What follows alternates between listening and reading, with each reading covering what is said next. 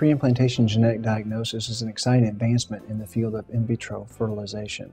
It's a good answer for couples that may carry a gene that cause a disease that may be at high risk for transferring this to their offspring. Some examples include sickle cell anemia and cystic fibrosis, but there are many others. What this basically entails is undergoing in vitro fertilization, and then on the third day, the embryo is biopsied to test for that specific genetic trait. So we can only put back embryos that are not affected, significantly reducing the risk of having a child with this affected gene.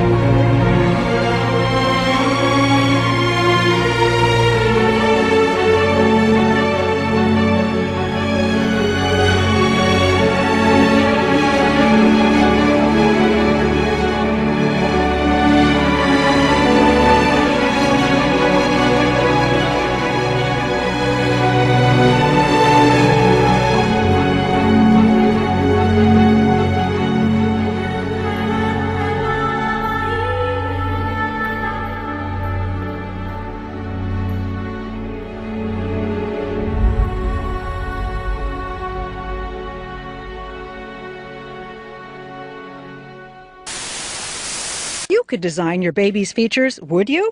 According to LA's Fertility Institute, prospective parents can select eye color, hair color, and more.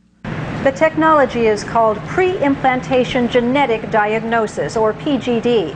It was created to screen for disease, then used for gender selection. Now this clinic plans to allow parents to select physical traits. I would predict that by next year we will have determined sex with 100% certainty on a baby, and we will have determined eye color with about an 80% accuracy rate. Dr. Jeffrey Steinberg is a pioneer in vitro fertilization. I think it's very important that we not bury our heads in the sand and pretend that these advances aren't happening. Kirsten and Matt Landon used his clinic to select the sex of their daughter. Choosing other genetic traits intrigues them. I would have considered trait selection as an option, but not necessarily have gone with it. A recent U.S. survey suggests most people support the notion of building a better baby when it comes to eliminating serious diseases. But Dr. Steinberg says using technology for cosmetic reasons shouldn't scare people away. Of course, once I've got this science, am I not to provide this to my patients? I'm a physician. I want to provide everything science gives me to my patients. You've come a long way, baby. Hattie Kaufman, CBS News, Los Angeles.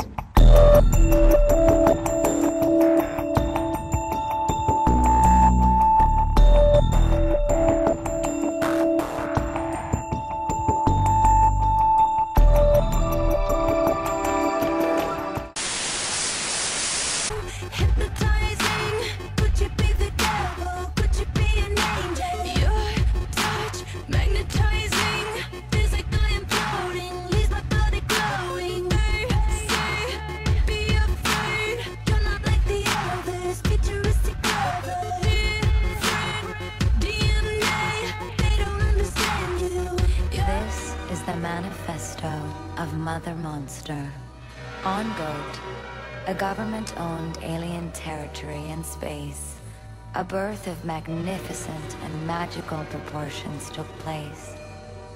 But the birth was not finite, it was infinite. Rogers, Steven. Just give me a chance. Sorry, son. I'm saving your life. Yes, ma'am.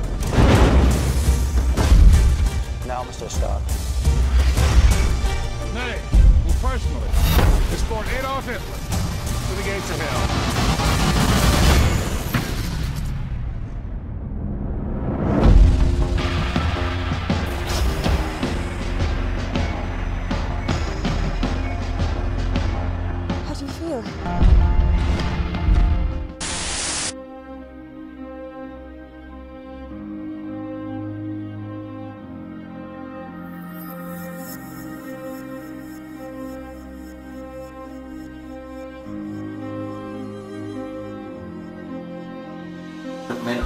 Okay, I will tell you and then through you. Evolution is a fact.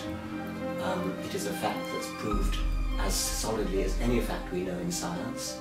The world is not merely thousands of years old.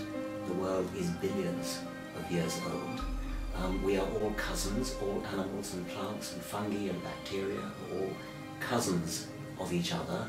We are rather close cousins of chimpanzees, slightly more distant cousins of gorillas, more distant cousins still of orangutans, more distant cousins still of monkeys, more distant cousins still of rats, more distant cousins still of lizards, and so on. We're all cousins. Yeah. So yeah, the prize bull is what we're looking for. That's what we're trying to raise. That's the reason. It's one of the reasons we have so many cloned heifers. We're looking to raise the next prize bull. Right. So you think that this is the future? 10, 20 years in the future, you could be at like the cutting edge of a revolution? Well, I think that's where we're at, yes. I really do. All you need to do is split an embryo and freeze one of the identical twins and implant it some years later, and you'd have two genetically identical individuals of different ages. I personally believe that most nations will ban human cloning. But how do you stop an underground laboratory from offering cloning to rich people who want to give their money to themselves as children and start all over again? I mean, you can't completely stop that. So I think we're just going to have to get used to the fact that a tiny fraction of the human race will be clones. Yet human cloning is just one of the issues raised by our ability to manipulate life at the most fundamental level, because we'll be able to change human nature itself. We will have the power to genetically enhance ourselves, to give us abilities beyond our biological heritage. It's already possible in animals. This is a normal mouse in a test environment. When one of the two objects is replaced, the mouse doesn't seem to notice the change.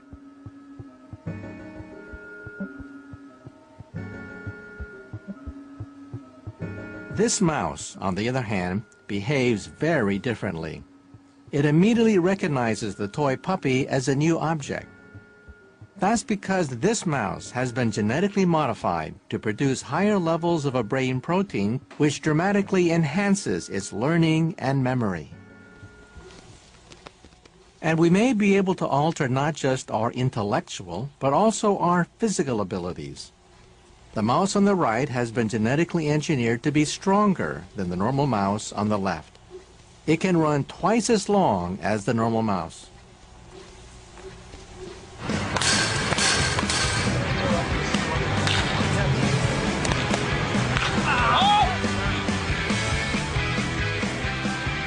So what does that mean for us? Will we do what we can already do in animals and use this mastery of life to enhance ourselves? I believe we will. Our society is built on maximizing performance, on being better than others. It's nowhere more evident than in sports. Let's say in the future, it's possible to genetically enhance yourself, to give you more muscle mass, more speed and coordination. Would you take it? Yeah, definitely. Because if I'm doing it, my teammates are doing it, my opponents are doing it, and sports is all about gaining an advantage against your opponent, so yes. A single species is defined by the isolation of our genetics, reproductive isolation. But when you begin to take genes from different species to mix together all of the genetics that is available among all animals, and also to design new alterations to the genetics, well, reproductive isolation really doesn't have much meaning anymore. And so you can imagine all sorts of forms and that will evolve in the future. Our future is not to try and hold back genetic engineering, but to try and use it in a way that best serves us. If our children can be more intelligent and healthier and live longer lives through altering our genetics, why would we not want to do it? I mean, imagine if other children could live for 2 centuries, and if you could only live for 80 years because your parents believed that it was improper to tamper with human genetics. you would not be pleased with that decision. The same thing if your IQ were a normal IQ and all of your classmates were much, much brighter because there had been sort of some biological or genetic manipulation that was possible. You'd feel very angry about this.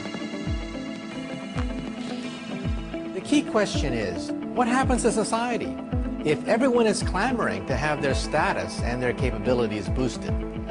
And in a worst-case scenario, what happens if society itself begins to fracture? On one hand, into a race of super beings, and on the other hand, the rest of us.